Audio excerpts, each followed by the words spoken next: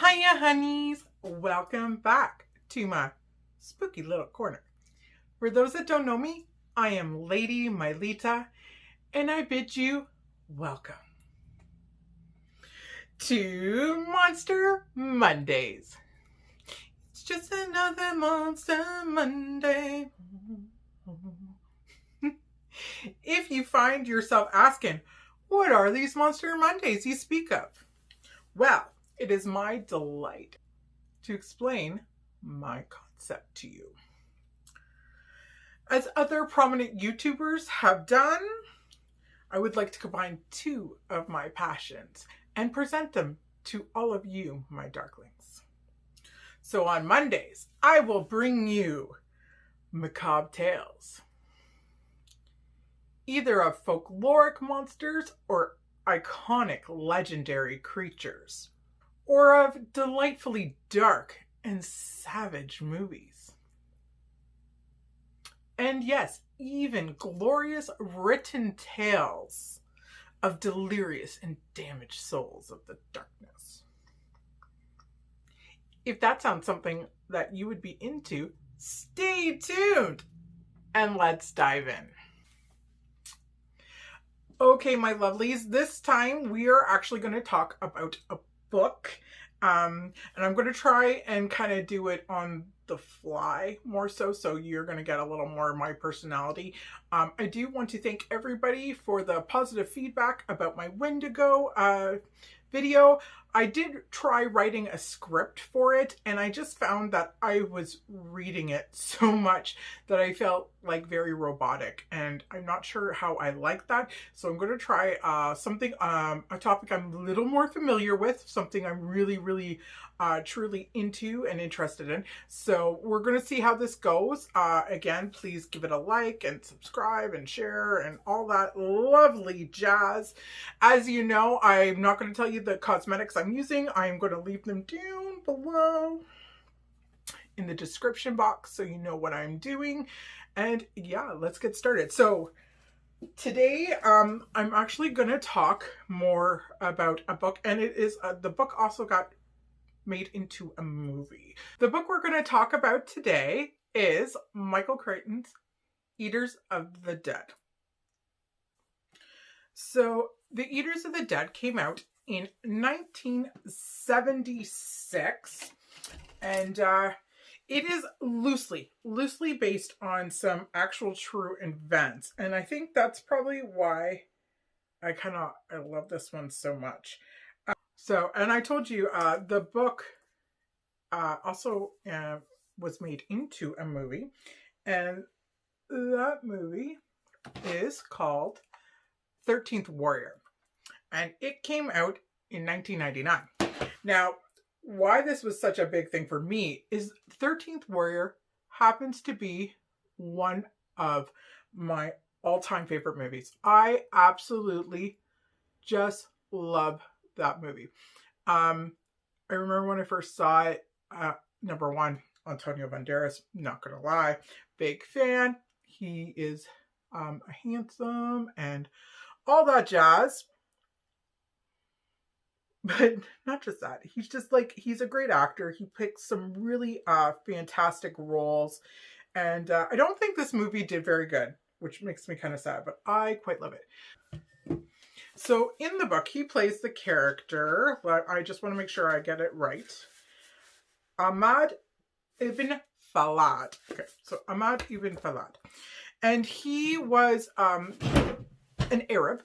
And he, in the movie, he had a bit of a tryst with with a man's wife, and he got sent to travel and explore the world, basically. So in this, he meets the Norsemen. So what I would like to say right now, what is so fascinating about this book in particular, and this is why I really wanted to talk about it, is that Ahmad ibn Falad was a real person. He really did travel. He really did meet the Norsemen in, like, I think it's 912 AD.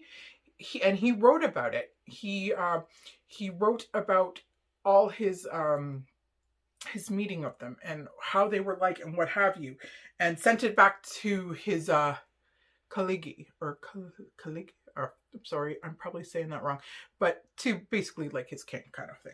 So this is what he was doing, right? He was traveling and learning, and he met these Norsemen.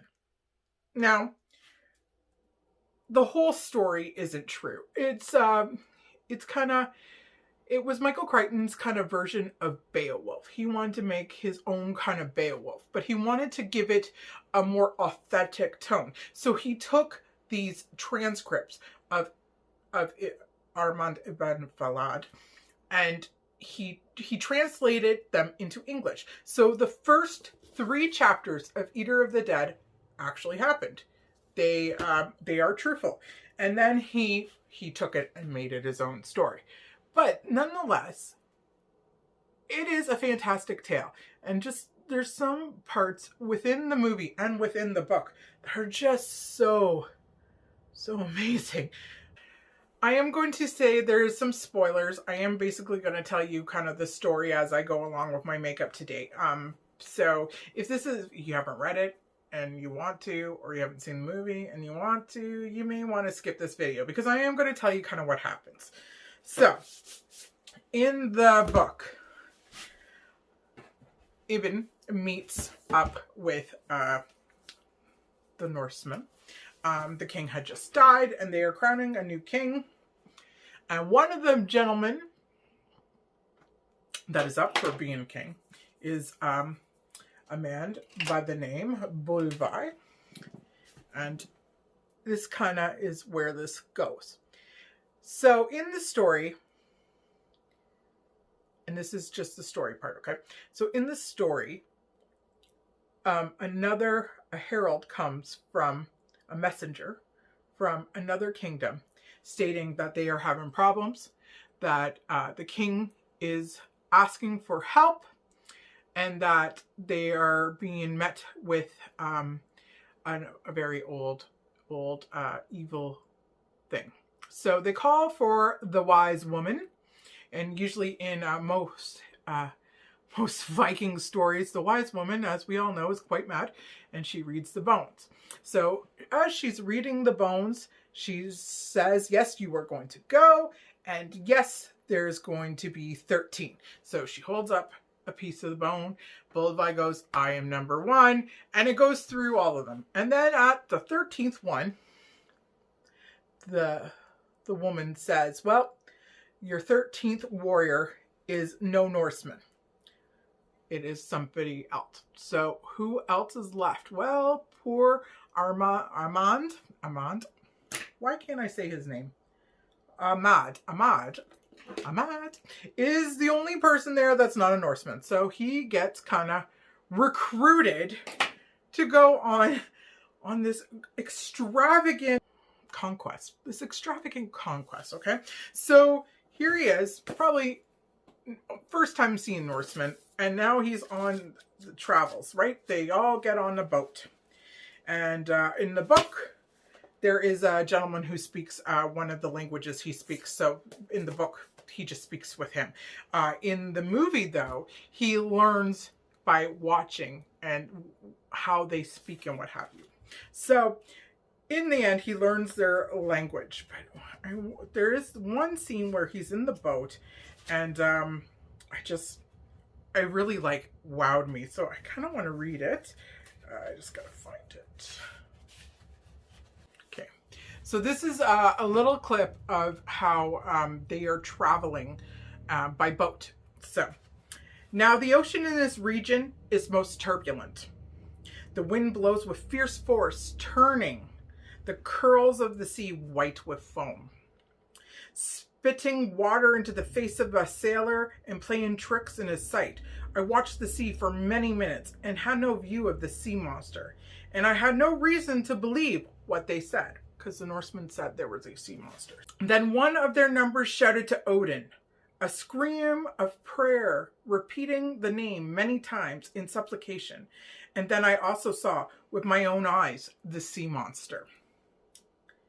It was the shape of a giant snake that never raised its head above the surface, and yet I saw its body curl and twist over, and it was very long and wider than the Norseman boat, and black in color. The sea monster spat water into the air like a fountain, and then plunged down, raising a tail that was cleft in two like a forked tongue of a snake. Yet it was enormous, each section of the tail being broader than the largest palm frond. Now I saw another monster, and another after that. There appeared to be 4 or perhaps 6 or 7. Each behaved as his fellow, curving through the water, spitting a fountain, and raising giant tails split in two. At the sight, the Norsemen shouted for Odin for aid, and not a few of their numbers fell to their knees on the deck, trembling. Verily, I saw with my own eyes the sea monsters all about us in the ocean, and then, after some time passed, they had gone, and we did not see them again. The warriors of Bulva resumed the sailing efforts, and no man spoke of the monsters. But I was much afraid long afterwards, and Helger told me that my face was white as the face of a North person. He laughed. What does Allah say to this? He asked of me, and to that I had no answer. I'm assuming that he saw whales, right? That's what I'm going to assume. But I also, I kind of wonder, can you imagine being someone, who had never seen whales before, and all of a sudden you're surrounded by whales? And you gotta think, this is 1912 AD? That would be so intense. I can't even imagine. So, they get to this other kingdom, and, they go to speak to the king. And the king basically says, they're being troubled by the window. Now, if you've seen the movie, the window is apparently very ancient creature that eats humans. And that is kind of what is plaguing this town of people. In the movie, they even travel to a nearby village, and they find all these discarded people and stuff, half eaten. And there's one line Armand says, he looks like he's been gnawed upon. Yeah, because yes, the window eat humans. So it's pretty drastic, or graphic, I should say. And it's, I don't know, I find it interesting. So this is the story of the window. They have been around for a very, very long time, and they come out and they eat the flesh of humans.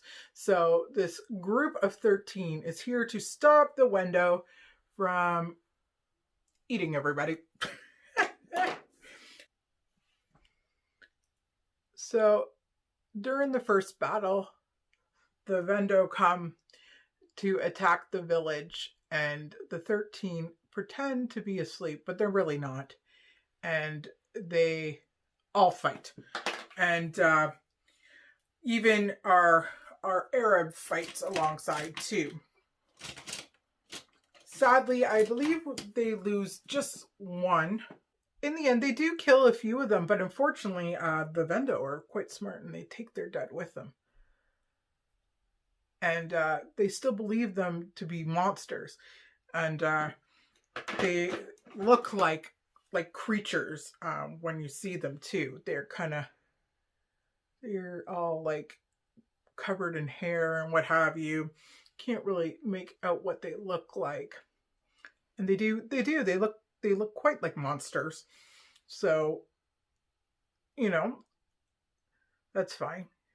then they, you know, it happens a couple times where they get attacked. But finally,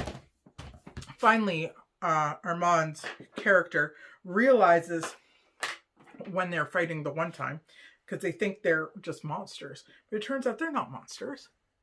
They're humans. They're humans that, you know, are dressed up. And they wear the skins of bears. So, and they have horses and what have you. So they realize that these are actually men. They are cannibals, but they are actually just men. After the company realizes that they are indeed just men, they realize they're going to need to figure out how to kind of defeat them and save the kingdom. So again, they seek a seer. Usually, like in most Viking lore, the seer tends to be a woman for whatever reason. And usually they're a little older and kind of nutty. kind of nutty. But so they seek another woman to try and figure out how to fight off the Vendel. And so they go and see her, and she says, well, they will just keep coming and coming until you kill their queen, the mother of the Vendel, and their warrior, and he wears the horns of power. And until you kill them, they're just going to keep coming and coming. So then it was trying to figure out how to find them. So it was Ahmad ibn Falad, who came up with the fact that, well, they're bears, they dress like bears, they probably want us to think they're bears. So how do you kill a bear? Well, the one guy goes, well, you hunt them down with dogs and you get in their cave and you kill them. Where's the cave? So that's how it started. They found the cave, and in they went. Very sneakily went into this cave, which was quite, had to have been quite difficult if you think about it, really, to be in this cave with all these strange people that don't speak your language, and you've got to try and find something. So in they go, down into the earth, into this cave. As they're traveling, you know, they kill any of the Vendos they see, obviously, because we don't need them. So they do that, and they keep going, and lo and behold, they find the mother, the queen of the Vendos. So they tell Bulva to go in and get her. Kill her. Let's try and finish this. So in goes Bulva to fight the mother of the Vendos. She's with a man. Kills him, no problem. You have to watch the movie. Bulva is just astonishing. He's like the king and you won, right? He's amazing, blonde, beautiful. Gotta love him. So in he goes, he disposes of the other man. He starts fighting with the queen of the Vendos. He's fighting with her. And she has a claw of some form. She dips it into this black thing and she's slashing at him with it. Well, she nails him in the arm. Much to our dismay. You know, we don't know what's on it, but, you know, you can kind of assume it's nothing good, right? So that's fine. He eventually chops her head off. One clean swap, chops her head off. Ouch, they go. The problem is now the Vendo have all been alarmed that there's somebody in our home. So how are they going to get out? Well, unfortunately, they're stuck. They realize there is no getting out. They're deep down underground. When they realize there's like a river going through the ground. Well, there's a surf, a current that goes down. So, let's try the surf. unbelievable. They actually swam through all these tunnels and made it out. It is quite unbelievable. We know it's unbelievable. It doesn't really matter, right? Like, it's just a movie and a story. But yes, they made it out and were able to go back to the kingdom that they're protecting. So our warriors make it back to the kingdom with the king. And as they get there, they do realize, unfortunately, Bulva has been poisoned by the queen of the Vendos. He is sick. He's not going to make it.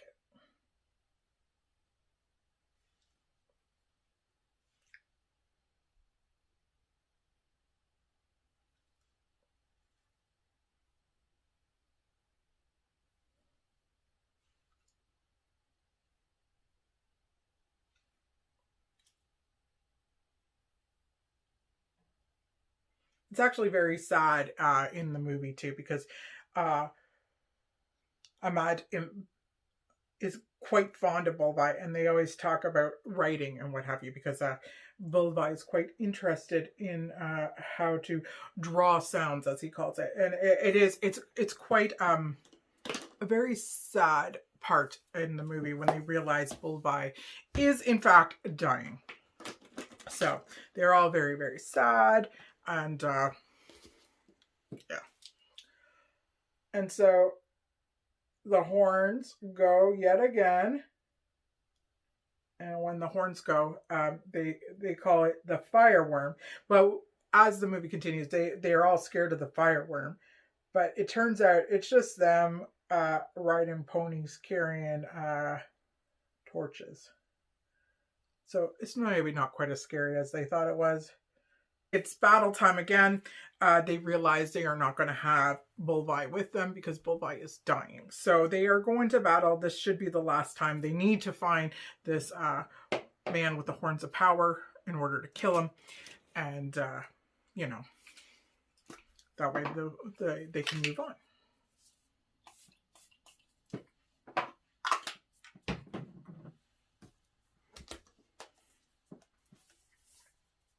They start to come, and then they all start saying this kind of prayer, which is a Viking prayer and they talk about Valhalla. And they all start talking. Even our little Arab, Ahmad, even starts saying the prayer with them, which is, it is quite a little moving spot, at least in my opinion, because it's like they think they're going to die. They don't have their king, their leader Vulva with them. So it's a very moving moment in my opinion.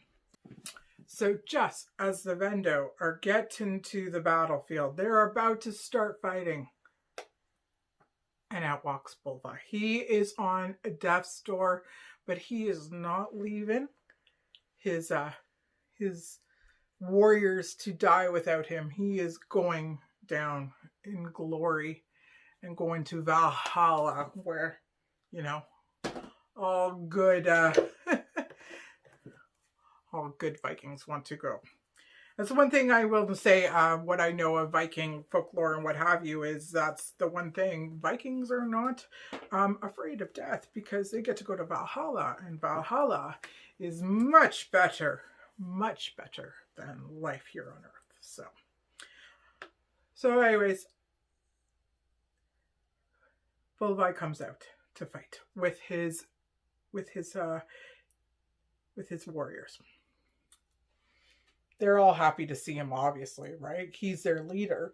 So, but even though he looks like, you know, death's door, they're still ecstatic to see him, and he leads them. The Vendo's warrior, the one that wears the horns of power, comes. Bulva knows that's the one he has to kill. They fight, they kill many, and then Bulva and him fight, and Bulva wins. He kills him. And all the Vendo run. They just take off. They're gone. And that's basically the end of the story. But unfortunately, as the Vendo run and as they're celebrating, because they have victory, they turn and look, and Bulva, he is dead. So that's where the tale ends. They save the day. They bury Bulva, obviously, or well, they burn them in Viking fashion. They go back to the Viking camp, and Ahmad ibn Falad moves on, and that's the end of the movie The 13th Warrior. I think why I found this tale like so fascinating and why I wanted to include it in Monster Mondays in particular is the fact that when you first start this movie, you think they're monsters. There's some supernatural, otherworldly, they are the Northmen boogeymen, basically. And so you're going into this thinking, what's killing all these Vikings and eating them nonetheless? Flesh, right? So that's why I wanted to include it in this series of mine, because, you know, sometimes what looks to be a monster actually is just a human. And I found that quite fascinating. The movie has been a long favorite of mine. I love The 13th Warrior. And when I saw that, oh, it's based on a book. Well, obviously I had to get the book. I don't know about you, my lovelies, but when I see a movie is based on a book, I generally want the book, especially if I like it, because most of the time, the book is better than the movie. So in this case, because Mr. Crichton was writing it, trying to write it kind of more like factual, and make it more like that it was an actual tale, that it actually happened. It's kind of dry. I'm not going to lie. It was really, really hard to read for me. Like I said, the first 3 chapters are based on true events. Our Arab Ahmad ibn Falad was a real person, and his transcripts are some of the first known about Northmen. So it's fascinating in that aspect. There's a lot of history in it. And then Michael Crichton gave us a really good story about monsters. So yes, if you haven't read the book or seen the movie, I obviously highly recommend both. Yes, watch the movie first though, because the movie's really great. And then the book is also good, but again, it's a little dry, but yes. As you know, my darklings, you know where to find me. I am on Facebook and Instagram under Lady Mylita, and every Monday we do Monster Mondays, and I'm trying to pick some different topics from monsters and folklore to monsters in books and monsters in movies. I kind of want to keep it kind of broad so I can kind of dabble wherever my finicky mind goes to. Also, if you have any ideas, please let me know. You can leave a comment down below and say if there's something you would like to hear, or if you know, if you have any thoughts or comments. Have you seen The 13th Warrior? Have you read Eaters of the Dead? Let me know what you think. Okay, my lovelies, stay safe out there. Protect yourselves, use your noggins, and I will be seeing you very, very soon. Goodbye, my darling.